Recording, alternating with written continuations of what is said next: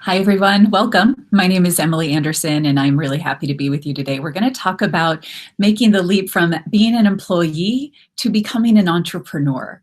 Now, there's a lot of information that we're going to cover today, and I'm going to attempt to talk fast to get through it all. And I will have some visuals here to share as well to help us make sense of the information. And no, obviously, you'll be able to revisit this recording at your convenience. So feel free to take some notes, or if you want to sit back, relax, sip on a cup of coffee, you'll be able to revisit this information at your leisure. So careers in business and franchise ownership, what does that look like? How do we go from being an employee to becoming an entrepreneur? Well, for starters, I'd like to be really transparent about the lens through which I view this information. So I started my own small business, gosh, it must have been about 20 years ago. I ran that for about 4 years. I've always had an entrepreneurial spirit. Those 4 years were very exciting. I got to the point where I needed to either scale or bail on my business, and I didn't know how to scale it. There were no systems in place. I was not aware of some of the business advising resources that could have helped me. And I got a really exciting opportunity at a Silicon Valley startup where I made as much money as I'd ever seen at that time for 6 months. And then the venture capitalists pulled their funding. Today, I am a mentor for local job seekers groups. I've got a number of resources and online profiles, et cetera. So I mentor individuals in career transition. I am also a volunteer educator with the Small Business Development Center and SCORE. And these are two organizations that are arms of the Small Business Administration that provide free small business advising. I'll tell you more about that in just a second, but you might want to take a mental note of those resources. And I've been in the franchise industry for the past about 8 years. I work locally with individuals and I provide free consultation. And really, I consider it advocacy to really advocate for you whatever is in your best interest as it comes to exploring entrepreneurship. I also help on a national level with FranNet strategic partnerships and business development. So here's what we're going to talk about today. We're going to talk about why are we even considering business ownership in the first place, and what about this pandemic that has taken over this last year. There are 4 different options for getting into business ownership, and each one has its own unique pros and cons. So we're going to look at that really closely. My hope for you is as we're talking about the 4 possible paths, you might start to identify which, if any, of those paths seem to make the most sense for you. We're going to spend a little bit more time on franchising because I believe that the path of franchise ownership is the most misunderstood and overlooked of these 4 different options. So I'm just the facts, ma'am. I'm going to talk about some myths and some facts. We're going to talk about building your business blueprint. And what I will say for starters is that the strategy that we use for looking for a job is very different than the strategy we use in looking for a business. So we're going to talk about how to design a blueprint, certain research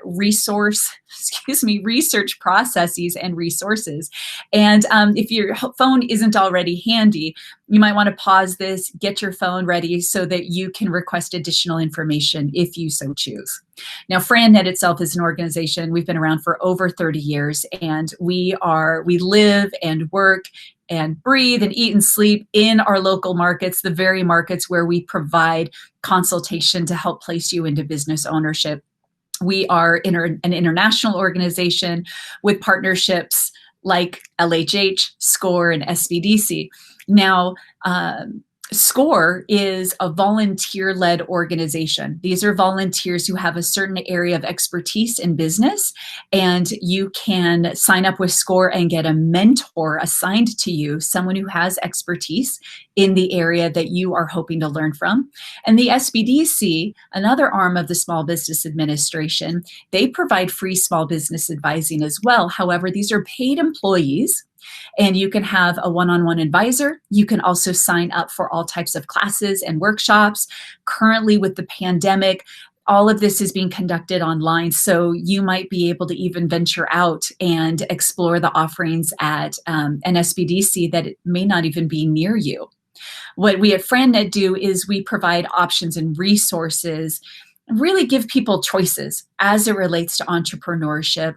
When it comes to franchise specifically, we have a system through which we match people to pre-vetted franchises, and all of our services are completely free to you. So let's go ahead and jump in. And when I say this is not our first rodeo, I don't want to sound insensitive. I mean, we've never seen anything like this pandemic before. However, as I mentioned, we have been placing people in business ownership for over 32 years. We have helped people safely explore business ownership during some really uncertain times, like the dot-com bust, 9/11, the Great Recession. Today, that uncertainty looks like COVID-19. And what we have learned and witnessed in the past, where there tends to be a little bit more security or predictability in terms of entrepreneurship, is we see a focus during these uncertain times on recession-resistant businesses that are low cost, low overhead, and service-based. When you think about the 2020 has been a hell of a year. I'll just say it. We have seen a number of small businesses sadly close their doors. We've also seen some small businesses that are having banner years. And these are the businesses that have the power to withstand the uncertain times, but also think about these service-based businesses that have been catering to people's homes, whether it's handyman services, damage restoration, custom shelving, working on the garage to make the garage a more nicer living space. So there's a lot of businesses that are having great years. And again, these tend to be those low cost, low overhead, service-based businesses. Now, how to use this time, I'm not going to tell you how to use this time, but I'll tell you how other people are doing it. And, you know, I've seen some people just on their in terms of business ownership, they're hitting the brakes. They're saying this is just way too much uncertainty. Now is not the time, and I'm going to stop my due diligence. And I get it. This isn't for everyone. What I've seen most people do up until a point was to really kind of tap the brakes.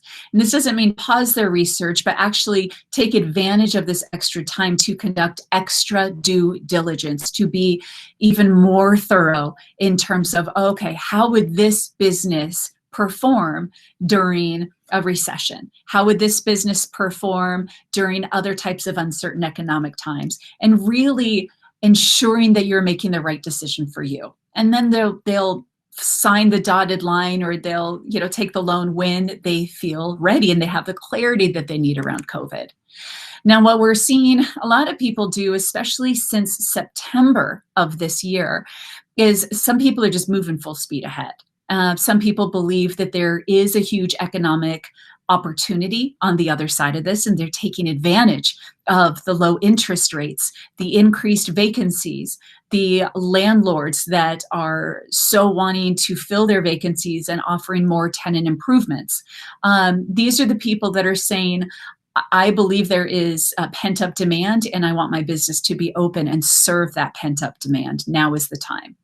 So as we go through the course of the hour with this workshop, you know, you might find, or maybe you already do, find that you relate to one of these buckets more than the other, and that's fine.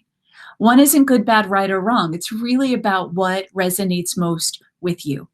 And please remember that conducting due diligence and doing exploration is not the same as committing to a purchase.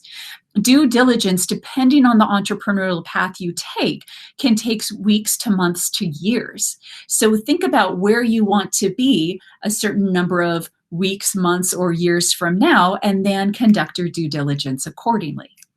Now, lastly, before we really jump into the meat, the financing landscape is changing rapidly. I've listed 3 organizations here that FranNet's clients have worked with very closely over the years. I invite you to jot these down, check out their websites. I am more than happy to arrange a personal introduction. They all provide a complimentary consultation. And this would be different than going to your local bank. They provide different areas of expertise, different options and strategies, and in some cases, they can work with multiple banks to see which bank offers the best package for you. So this is really a funding companies that can help you identify strategy, especially if you would like to compare and contrast different strategies.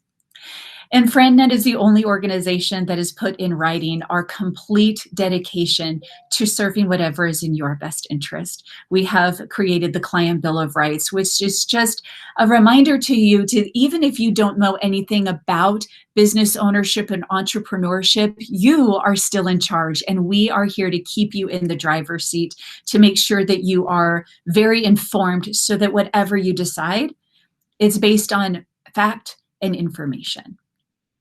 So take a step back and imagine if you're the owner of a successful business, how would your life be better?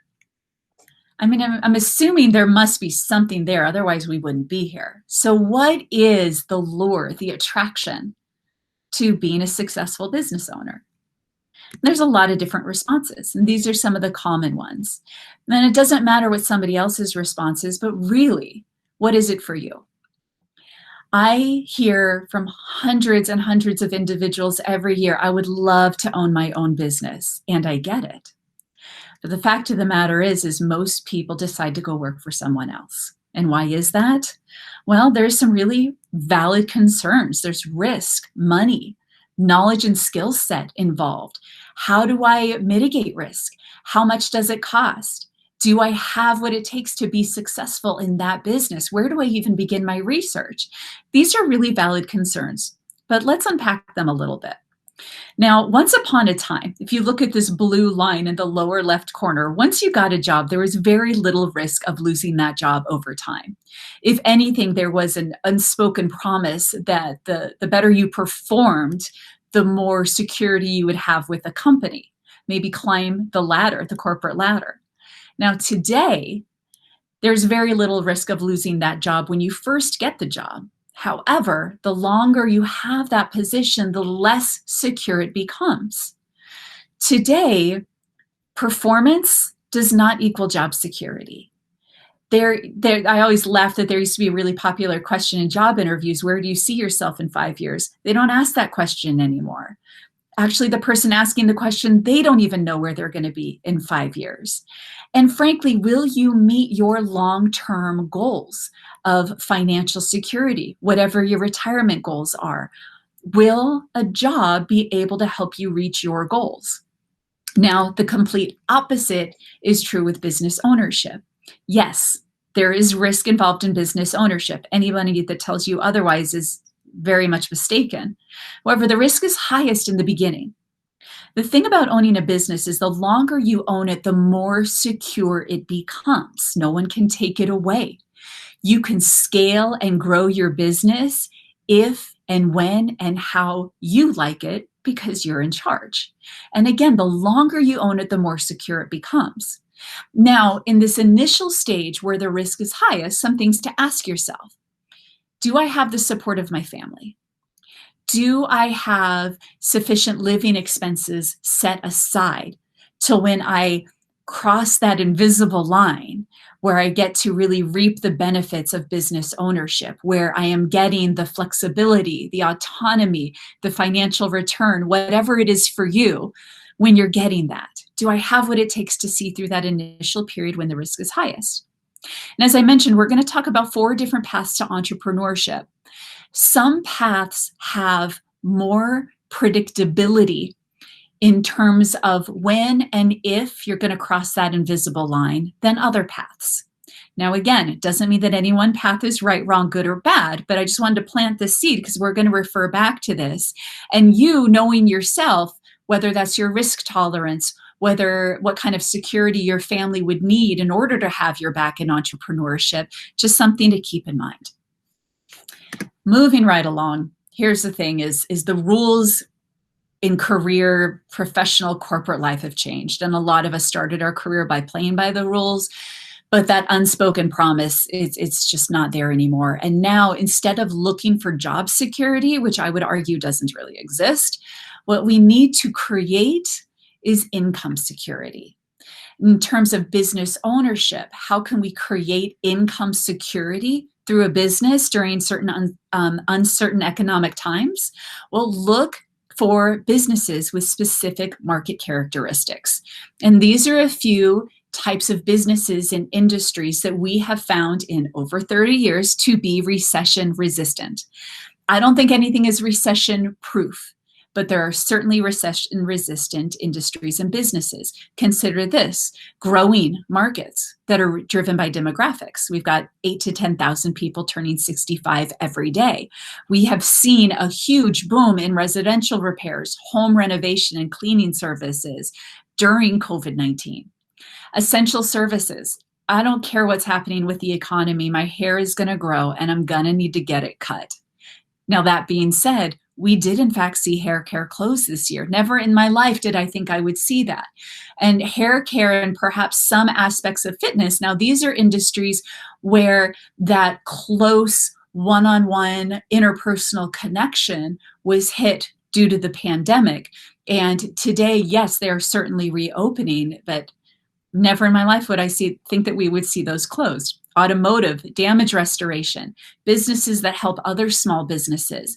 Now, these are all examples of certain market characteristics that we encourage our clients to consider as they're exploring entrepreneurship. Now, 4 different paths. You can do a business startup. You might pursue your own consulting practice. You can do a business acquisition where you buy an existing business or start a franchise. Now let's unpack these. Actually, before we unpack these, I would like to illustrate some common traits. If you are wondering, hey, do I will have what it takes to be successful in business? Now, in large part, it will depend on the path that you choose. But really, with my years of experience, I have noticed some common traits among happy and successful entrepreneurs. And these are people that aren't attached to being too comfortable. And what I mean by that is they have a healthy relationship to change. Because in a business environment, things are always changing. And happy, successful business owners are often people that are fairly comfortable with change, or they welcome it, they know it's going to happen, it's inevitable, and maybe even see an opportunity with change. A lot of successful business owners are fairly control-oriented, or I might say autonomy-driven, is they are internally motivated to perform, and they perform well without anyone kind of nagging them and saying, get it done, get it done. Very similar to being self-directed. Internally motivated, eyes on the prize, goal-oriented. And I would say a competitive spirit. And I don't mean the I'm better than you spirit, but the competitive spirit in that I enjoy challenge. I thrive on challenge, and I love to access results. I love to reach my goals. And when I reach my goals, I want to set the next goal. Somebody who has that friendly, competitive spirit almost with themselves. Someone who respects sales. Now, some entrepreneurs or people that want to be in business feel like sales is a bad word. Some people are natural salespeople. Other people, it just sounds grimy. Well, no matter where you fall on the spectrum, I would say successful and happy business owners at least respect the sales process, and that there needs to be a sales and marketing process in order to attract customers. Successful business people, they don't try to do everything by themselves. They delegate, they identify resources, they utilize resources. And there's a saying that I really like in business ownership, which says, fail fast. We're gonna make mistakes. So let's just get those, once we make a mistake, let's learn from it and let's move on quickly. And lastly, I would say a healthy amount of self-belief. And that doesn't mean I already know how to do everything, but more of a healthy relationship with oneself and the confidence that I can figure it out. All right, so let's move on to the 4 paths to entrepreneurship. We'll start with starting a business from scratch, and there's some huge advantages to this. For starters, you have complete control, and you get to do everything the way you want to do it. There's no one that's going to tell you can't do that, you can't do this, you have to do it this way. If you are someone who is highly creative and passionate, you might really enjoy starting your own business from scratch where there are no rules. Now, the downside to starting a business from scratch is not only do you get to do everything and you get to do it your way, but you got to do everything. So if you have a unique idea for a product or service, and even if you see that there's a demand for that product or service, how are we going to bring that to market? What are our marketing systems? What are our sales systems? What are our HR processes? Are we going to have a website? Is this going to, are we going to do digital marketing? Is this going to be referral partners that are going to help with client acquisition? What about supply chain? Also with startups, there tend to be really limited financial options. They tend to have the slowest ramp up and statistically the highest failure rate. Now, in terms of the learning curve, there are some people that really enjoy the I'm going to make this happen. And I understand that there will be trial and error, but I want it to be my trial and error. And I'll figure it out. So while it has a longer learning curve, for some people, that can be part of the reward, is the challenge. I would say, in my experience, the people that are driven to start a business from scratch entirely on their own are usually driven by the idea of freedom and their own creativity. Now, some considerations when it comes to starting a business from scratch is, how will you be competitive in the marketplace? What is your marketing plan? How are you going to bring this product or service to market? What are the financial projections? What do they look like? Not only 5 years out, but banks are going to need a month-by-month cash flow projection, at least for the first year. And also, in order to access financing, they will really scrutinize on your specific experience in this industry, to this product, to this service, in order to access financing. And if you think about that curve where risk is highest in the beginning, and I mentioned we'd refer back to it, I would say that a brand new startup probably has the lowest amount of predictability in terms of when or if we'll break even, when and if we'll get cash flow positive, when and if we will have that autonomy, flexibility, et cetera, whatever is driving you to pursue business ownership. Very exciting, but probably the lowest amount of predictability. Now, in terms of independent consulting, and this is probably the fastest growing path to entrepreneurship, some great advantages is that this is a pretty low cost. I mean, with you have your skill set, your knowledge base, probably your network and some relationships. You might be able to just jump right in and get a pretty fast startup.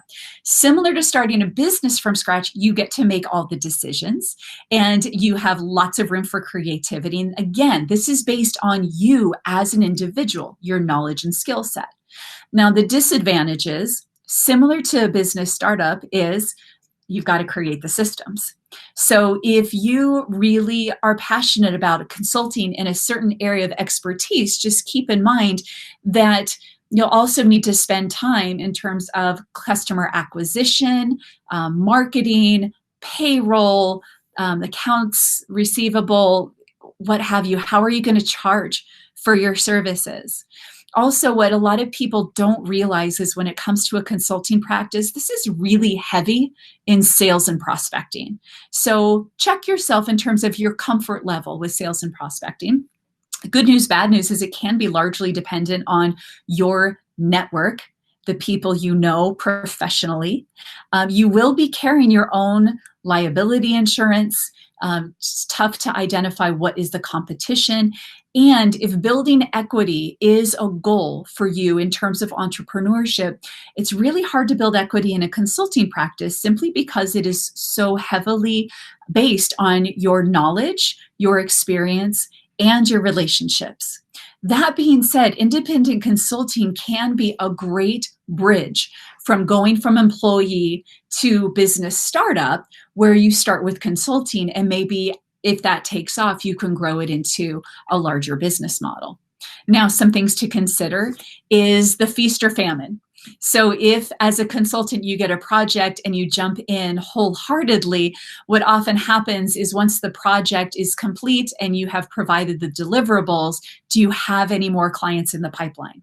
So just keep factoring that there always needs to be some energy put toward selling and prospecting which is most likely how you will get your customers, unless there might be another path. You might tap into a previous employer, and instead of being an employee for that business, access them as a consultant. Avoid project creep. So starting out initially as a consultant, be generous with your time estimates. So for example, if you estimate a project to take 20 hours and it takes, in actuality, 40 hours, did you actually make any money on that project? Also keep in mind that you are now responsible for self-employment taxes. There's a lot more things that you'll be responsible for. So how will you bill for your time? And keep in mind, if as things grow and develop, if you do some joint ventures with other consultants, have they appropriately set themselves up with their own liability so that you are safe and protected?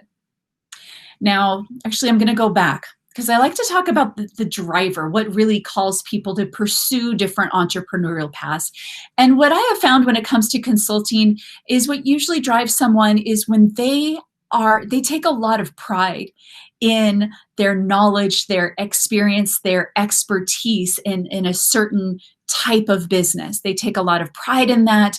They really enjoy providing that service, and the independence to do so is usually a strong driver. Now, buying an existing business. There's some websites you might want to check out. You could check out bizbuysell.com, bizbuysell.com. You might also check out BizQuest, BIZQUEST. I think BizBuySell is the largest, quite frankly, and there are definitely some advantages to buying an existing business. And there's immediate cash flow. There is an opportunity where someone else did the trial and error. Someone else did the ramp up and the dirty work, and they figured it out sufficiently to have a sustainable business. And you get to leverage, they went through the growing pains, and you can take what they have created and maybe grow and scale it from there. You get to look at the actual financial results. You get to look at the books. This is certainly going to make it more attractive to lenders. There's already customers in place, employees in place, a market has been established. There may also be systems in place in terms of operations, supply chain, customer acquisition, HR, etc. And there might be owner financing, which can certainly be advantageous in an acquisition. Now, the downside, a couple of potential downsides with buying an existing business is, what is the actual cash flow of the business and what are they simply running through the business? Business owners can get really creative around April 15th. So take a look at the books. I recommend having a CPA look at it.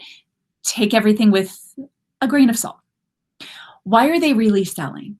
Now, my husband teases me. I'm a very trusting person. I tend to I believe people are good and true, unless I feel like they're trying to sell me something, and then I get really skeptical.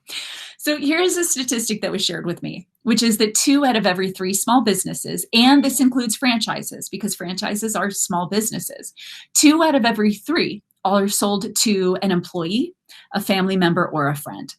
And those businesses were never listed on bizbuysell.com. Those businesses were never available to us because we weren't in the inner circle, if you will. So those 1 out of 3 businesses that are listed online and whatnot, those are the 1 out of 3 where an employee, a family member, or a friend does not want to buy the business. And I can't help but wonder, what do they know that I don't know? And how can I find out? I don't know. The thing with buying an existing business is it tends to be a higher investment. I mean, that's one of the advantages of business ownership, is the opportunity to create a sellable asset and build equity. So yes, they did the grunt work and they're going to charge you for it. So it can be a higher investment. The equipment, the software could be very much outdated. Buying an existing business tends to not include much training and support. And there's kind of good news, bad news, because of course we want to get trained and learn the business, but at the same time, if the seller is sticking around when you take ownership, that can be very confusing for the employees, for the customers, for the relationships. So that needs to be handled very carefully. We already talked about why they're selling. Keep in mind, Are the customers going to stick around under new ownership? Are the employees going to stick around under new ownership?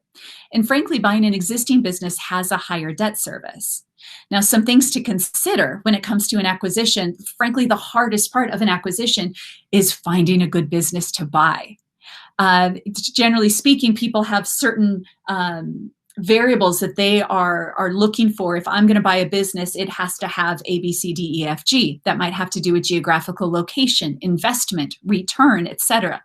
So a couple of things to expand your offerings as you're looking for an acquisition. If you're willing to cast a wider net, geographically speaking, you'll get to look at more business options. So ask yourself, am I willing to relocate if I found the right business? In addition to those websites that I provided, you might want to connect with some professional advisors that someone tends to meet with as they're getting ready to sell their business. So CPAs, business attorneys, estate planners, appraisers. If you can create some relationships and get in their inner circle where they can be, they can let you know when they hear about opportunities, you might get to hear about more, get in the inside scoop. Valuation, what a business, the value of a business is what the seller is willing to sell and what the buyer is willing to pay. In terms of valuation, a starting point might be to find out what is a bank willing to loan for a business like this, and that can be a good starting point. And also be prepared to hold a high level of confidentiality as you're looking to acquire an existing business. The last thing the seller wants is for someone to come in and let their employees or their customers know that the business is for sale. So be prepared and willing to sign an NDA. Now, some other considerations is the seller really ready to exist? I cannot tell you the number of times I've had a client get really close to a business acquisition only for the very last minute the seller to say, I'm not ready to sell. Will the customers stay? Will the employees stay? And in fact, you may not want all of the employees to stay. That's going to be entirely up to you. After you acquire the business and you pay for the business, be prepared to make additional investments in that first year and able to repair, to fix, and to scale the business. If you're going to buy the business at a premium, I would think it's because it's got potential to grow beyond that. So be prepared to make additional investments. Also, be prepared to make investments in advisor fees so that you have professionals that are really advocating for you in the due diligence and the acquisition. So let's talk about buying a franchise. I'm going to take a quick time check here. There we go. So in terms of buying a franchise, now, frankly, most of the time when I say the word franchise, you might be picturing the golden arches or the $5 foot long. I get it. And there's probably a lot of things that you see on this list that you're already familiar with. But as I mentioned before, in my experience, and I'm a third generation entrepreneur. So both my father and my grandfather started businesses from scratch and they made it work. I've seen it work. As a matter of fact, my father, so he had his own lumber brokerage business here in the Pacific Northwest, and he ran that for about 25 years. He sold his business in his early 50s, actually, and the seller ended up going out of business, the buyer ended up going out of business within about 5 years. So again, there are pros and cons to all the entrepreneurial paths. As it relates to franchising, there might be some things here that are new information to you. So obviously with the franchises, we get to leverage the brand name, the license, the recognition. The franchise is a proven business system. So I know we tend to think deep fryers, but that's not what we're talking about. We're talking about a business that has already systematized sales, marketing, customer acquisition, operations, accounting, supply chain, HR. They have already figured it out and created a system where other people are empowered to leverage and execute the system. Now, some systems tend to be highly structured. Some franchise systems have general parameters with a lot of room for innovation within. It really depends on you and what makes the most sense for you. Franchises provide training and support, not only initially just to get your doors open, but the training and support that a franchise business owner needs in their first year is very different than what they need in year 3 or year 5 or year 10. And not only do you have the parent company to provide you with that support, but you have other franchise owners that have walked this path ahead of you and can support you as well. So franchising, statistically, it has a higher success rate, a faster ramp up, more financing options.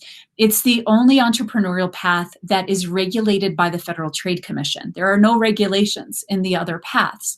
So what that means is there's actually a high level of transparency and access to information in a franchise through a disclosure document.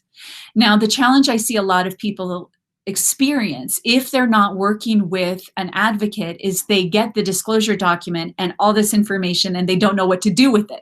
So I'll be able to talk you through that. Also, an advantage to buying a franchise, and this is an advantage, I guess, depending on you and your personality, is there is an entire culture. So if you can think about, if you were so fortunate at a time in your career where you got to work with like-minded professionals, what was that like? Were you able to create and accomplish more?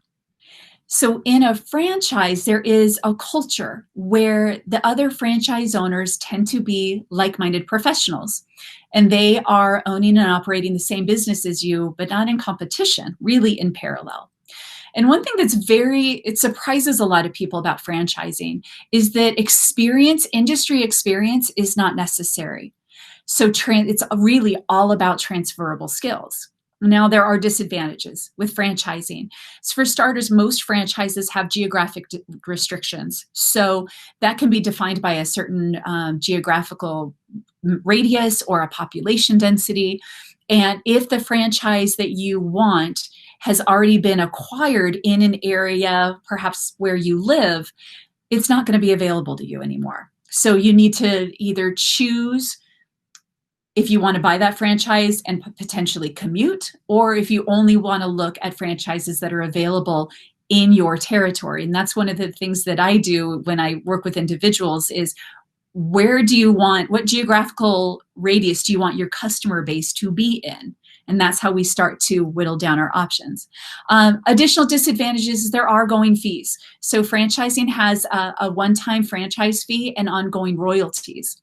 The thing about royalties is that a good franchisor, they're actually going to lose money on you initially. A good franchisor is going to really vet you. This is a mutual discovery process. And if you are approved, and I mean that, approved and awarded a franchise, I'm going off on tangents here. There are some franchises, frankly, where if you can write a check, you'll get the business. The franchises that really vet and thoroughly select you, these are the ones that I recommend. These are the ones that have some skin in the game. They're betting on you, because when you are a new franchise owner, their support costs are going to be very high in getting you up and running, while your royalties are very low. What they're doing is they vetted you, and they believe that when you're up and running, their support costs go down. They believe that you are going to be successful, that you are going to be profitable, that you are going to make money, and they're going to make that money back in their royalties. So it's an exchange of risk, if you will. Franchises have a rule book. Again, some are more stringent than others, but the fact of the matter is there are systems. And in terms of following those systems, there is some shared control. So in order to protect the brand, the franchisor does not want a franchisee going completely rogue and causing harm to the brand. So that's why there is some shared control there. And frankly, there are fewer industry options. So franchising rarely exists in something that is brand new and innovative. So if you have a really creative idea that is new, it may not exist in a franchise. There are fewer industry options because what franchising does is it creates consolidation. It goes into an industry where there is high demand, but it is also highly fragmented. And what all these, they go to an industry where a lot of the key players, there are no dominant players. These are really mom and pops.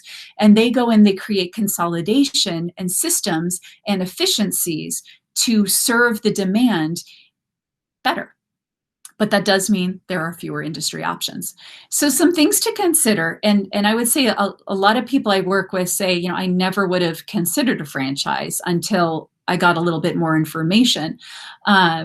So if you're considering franchising for the first time, okay, pause. I mean, that's great, but some considerations. Can you work within some parameters? Because there are systems.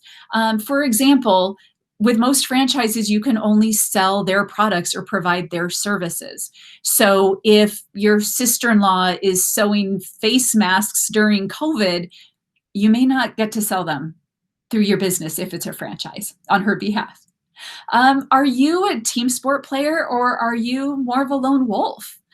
Again, not one isn't right, wrong, good, or bad, but really, do you enjoy being a part of something with people, or do you really thrive just being on your own? It is less risk, but it is not less work. So if you're thinking, oh, I'll just buy a franchise, they've figured everything out, I don't have to do anything, that is just not true. And I've got a number of clients that are current franchise owners that would probably tell you it is not less work. Someone is still providing leadership, management, still executing the operations. It's not less work, but it's different work. So with some of the other paths, instead, you might be creating systems, where with a franchise, you're executing the systems. And what that does is it provides more predictability in terms of how you will actually be spending your time and energy into a franchise business. Ask yourself, do I have the appropriate transferable skills? A huge misconception is that industry experience is required, and that's just not true. Franchisors will teach you the industry systems. What they want is someone who can manage or lead or provide excellent customer service. So these are the transferable skills. As I mentioned, looking for a job is very different than looking for a business. Looking for a job is usually pretty industry experience. With looking for a business, instead of seeing what does the company want from me, looking for a business, we say, who am I and what do I enjoy doing? What skills are actually fun that I enjoy? And also, if you explore the franchise route, you might engage, I recommend you engage with a franchise attorney to review the franchise contract. Please only engage with someone who has deep knowledge and experience in franchise law. Not a business attorney, not an estate planning attorney, but a franchise attorney. And I am happy to give you some referrals. Now, I mentioned the disclosure. A disclosure document, or an FDD, is a very thick document, hundreds of pages, that by law, every franchisor is mandated to provide to you. And as a matter of fact, they're going to ask you to sign and date when you receive the FDD. You're not agreeing to anything, but by law, you need to have the FDD in your physical possession for 2 weeks before you can legally sign a franchise agreement. So this is in your best interest, so that you have time to make sense of the information. Now, the information in the FDD is going to include information about the leadership team. Have they ever declared bankruptcy? Have they ever been sued? What's their business experience? The FDD is going to break down the actual costs of the business. What is the total investment, and what all does that include? It'll include the franchise contract, obligations. What is the franchisor committed to providing to you, and what are you accountable to the franchisor? It will list earnings claims, transfer policies. I mean, all of this is going to be spelled out in black and white. And what I like about this is that I like the transparency, if you will. But what most people don't realize is that an FDD is going to include the names and contact information for anyone and everyone who is or ever has been an owner in that brand. And the most important step in researching a franchise, this is one of the things that makes the franchise route different than the others, is that you can contact these owners and ask them what it's really like to own and operate this business. So for example, I'll use supercuts as an example. Most people are familiar with supercuts. So if you were thinking about buying a supercuts, what might you ask an owner of a supercuts who is not selling to you? For example, how many hours a week do you typically work in the business? How many hours did you work in the first year versus year 3 or 5? Is employee turnover a challenge? How do you practice your hiring? Was the real estate team helpful? Are you happy with your location? Did you feel prepared to open your business when you started? Has there been ongoing training and support? What challenges did you face? What surprises did you face? You might say, I'm looking to replace a 6-figure salary. Do you think I could do that in this business? How long? How many locations? You can ask them anything. My favorite question is, if you had to do it all over again, would you?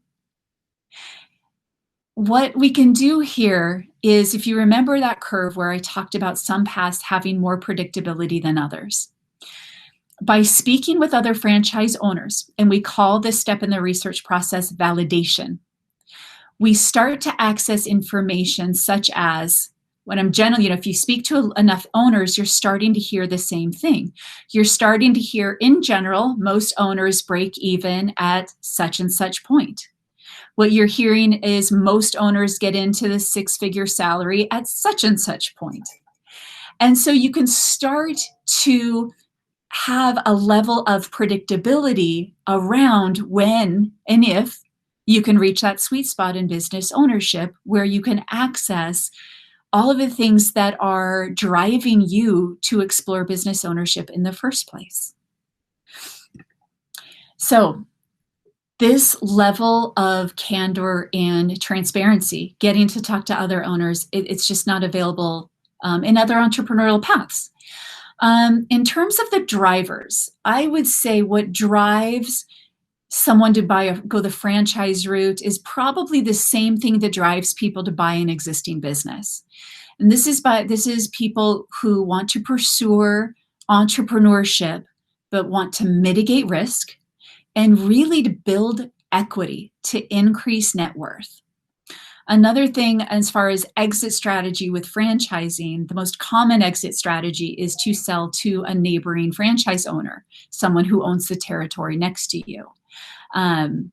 Also, if you are looking to create a sellable asset with franchising, in your validation calls with other franchise owners, you can speak with franchise owners that sold their business and find out, how long did it sit on the market? Who did you sell it to? What kind of multiple did you get? Again, if you are someone who really wants to make the leap and mitigate risk, you might want to pursue this path. Real quick, I will say that there is an aspect in the franchise industry called semi-absentee ownership. And this is for someone who is looking to pursue either a portfolio career or to add an additional revenue stream in addition to having a full-time salaried position. So semi-absentee means semi-passive. The demands on the owner are really part-time. Some characteristics of semi-absentee ownership models are businesses that have a location that is run by a manager, and you as the owner or the investor are managing the manager. You're often checking out the staffing hours, checking out the P&L. All of this is available on the cloud. You can run it remotely. So that might be a path worth your consideration. Now, a couple of facts, if you're thinking fast food, golden arches, just keep in mind there are actually to date almost 4,000 different franchise companies in 90 different industries.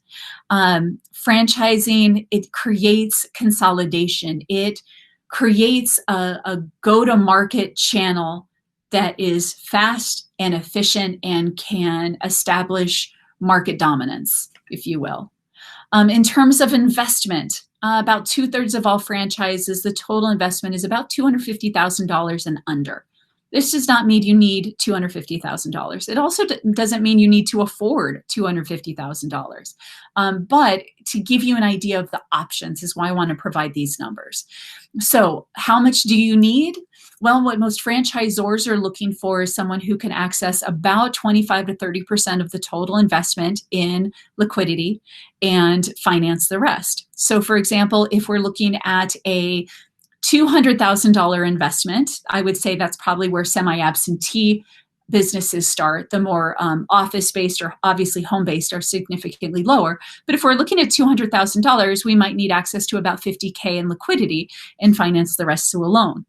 Now, this is true for small business acquisitions and franchise acquisitions, if you will, franchise startups, is what kind of financing sources are available to you. You might have it in your personal savings.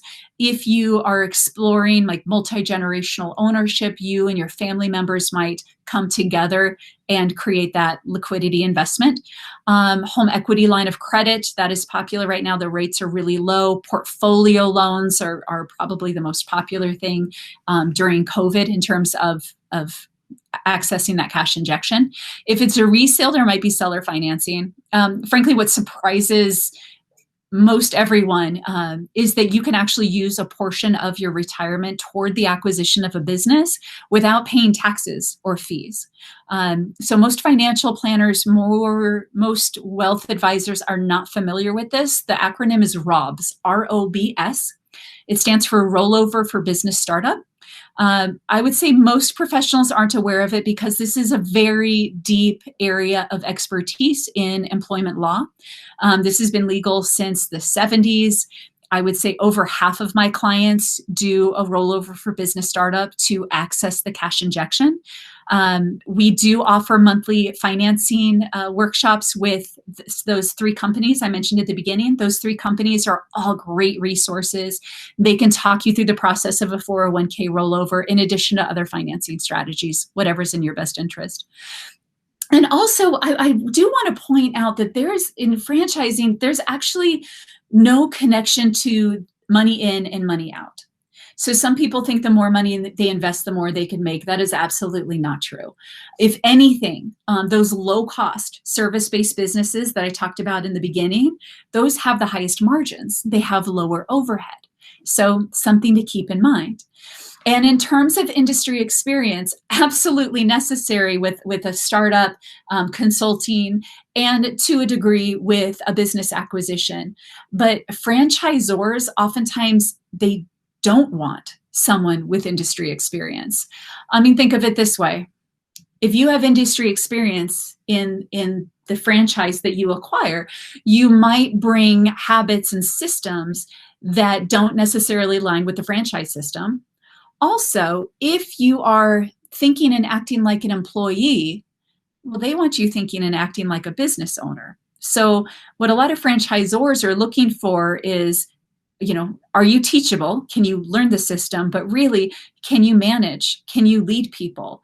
Are you good at sales or operations? Each different franchise is going to be looking for different transferable skills from you. So again, what do you enjoy doing?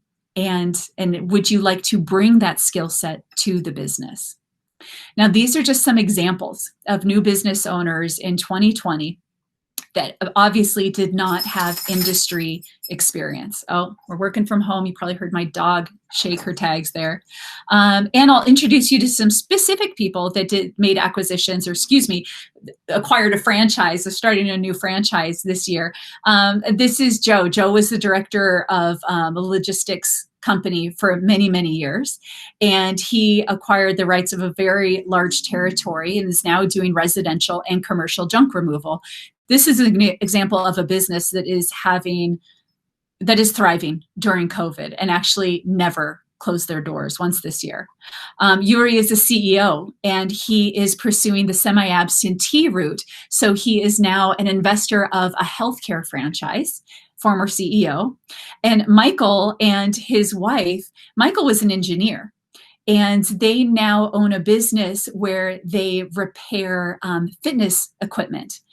This is a great example. These are great examples of businesses that have been doing really well during the pandemic, but obviously these are individuals that did not have industry-related experience and moved forward with the franchise route. So I'll say one more thing about franchising, and then we'll jump back into the more big picture thing. The research process for a franchise is going to look very different than it does if you were to buy an existing business. So with a franchise, the first step in the process is to speak with the franchisor, the parent company. Now, this, I often joke and say this is kind of like a coffee date or a lunch date. This is just a light, let's get to know each other. Let's learn just enough about each other to see if we want to move on to dinner. So they'll give you a high level overview of the business. They're going to want to learn about you. And if everybody likes what they're hearing so far, we might move on to another conversation where ultimately they will at some point send you the FDD, the franchise disclosure document. They will ask for you to confirm receipt because, again, we need to get that clock ticking for that 2-week mark. It doesn't mean you have to sign a franchise agreement in 2 weeks. That would actually be a little too fast, but it just means you can't sign a franchise agreement within 2 weeks. They will likely review the FDD with you. Again, this is legal franchise legalese, so they will likely schedule a call to address your questions. After that, the next step in the process is validation, where you call and visit franchise owners. If you're working with a consultant like someone at FranNet, what we're going to do is we're going to coach you through this step-by-step process. We will arm you with suggested lists of questions to ask, and we will actually even do the matching process where we recommend specific franchises to reach first. What I like about this is by the end of step 2, we're really looking, if you decide to keep moving forward, we're looking for you to get to the point where you're about 80 to 90% sure you've found the right business. And what I like about this is we haven't spent a dime. We've spent some time. We've had a lot of conversations, but we haven't spent any money. And we can get to the point where we're 80 to 90% sure we found the right business. And then, and only then, might you start to incur a cost of meeting with a CPA, meeting with a franchise attorney. Pre-COVID, best practice was to travel and visit the franchisor at their headquarters. It's kind of a last-ditch effort to see if there's any reason to say no to this business, and frankly, hoping we're not finding one. Right now, franchisor visits are happening virtually, so less money out of your pocket. But again, I want to protect your hard-earned dollar. This process usually takes about 3 months. It can move faster or slower depending on you. If you are at the point where you don't want to make a decision for a year or more, when it comes to franchising, you probably don't want to start your research just yet. If it comes to a business acquisition, if you want to buy an existing business, probably that can take a couple of years, and you might kiss a few frogs first. So definitely plan accordingly. Now, in terms of finding the right fit, whether you're thinking about starting a business from scratch, consulting, a business acquisition, or starting a franchise, and hopefully at this point you might start to get an idea of which paths are more appealing or which paths you might want to start ruling out. Start to look at yourself and say, what is really important to me? What do I need this business to provide in order for me to feel a sense of purpose and engagement? And these are some examples. Now, I often hear people say, I need to feel passionate about the business, and I get it.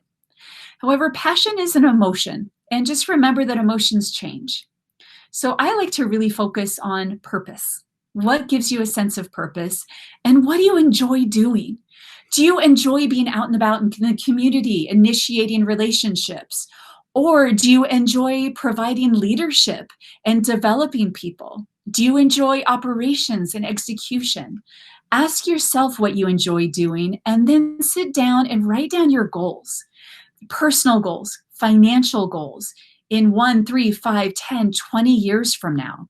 If you have kids, think, how old will my kids be 5 years from now? What do I want my life to look like? Now, as we start to create our must-haves, our non-negotiables, what a business needs to provide for us.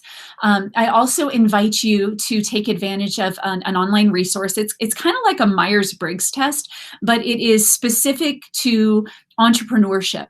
And I did a little screenshot here of like the second page, and it'll talk about what gives someone like you purpose. What are your best customer acquisition strategies? Do you identify best with someone who would do a brand new startup or consulting or franchise ownership? So it's going to provide, it's a psychometric profile that is really provides significant information. I even mentioned earlier that I am a mentor for a job seekers group, and I have had a number of job seekers who actually aren't even interested in entrepreneurship. They take this online assessment and they come back and tell me they literally copy and paste from the 11-page report into their cover letter and their resume. So feel free to take advantage of this. Go ahead and get your phone ready. And what you can do here is I'm going to pull up there. I pulled up a QR code. And if you just turn on your camera and hold it up to that QR code, if you wish, you can provide your contact information and essentially request the information that I hand out if this were an in-person workshop, which it normally is. So that might look like a Roadmap to Success ebook, if you would like access to this personal online assessment. If you'd like to get on my newsletter list where I talk about either local events or business opportunities, or frankly, if you would just like to have a conversation, I'm going to provide my contact information. My door is always open. If you would like to revisit any of this information, if I can provide you with any contacts or referrals, what gives me purpose really is helping other people achieve their goals, whether that looks like creating income security, creating more time with your family, creating generational wealth. If you want more time to play golf, I had a client who is an avid cyclist, and in addition to a great work-life balance, he wanted to have a new bike every year. Whatever it is for you, vacations, engagement, purpose, that is what gives me purpose. So some additional resources, I've listed some free resources here on the left. SCORE and SBDC, they provide free business advising. FranNet, we provide free consultation and advocacy. Our specialty is franchising, but really we're so well connected. We're happy to connect you with whatever resource is in your best interest. Other resources, accountants, attorneys, and I've shown some books here at the bottom that I just highly, highly recommend reading. We already talked about that. Actually, let me go back. I'm going to go back and give that QR code and my contact information. Again, my door is open to you. I just wish you well on your entrepreneurial path. I am honored at how I can help in any way. My door is always open. So stay well and be well, everyone. Take care.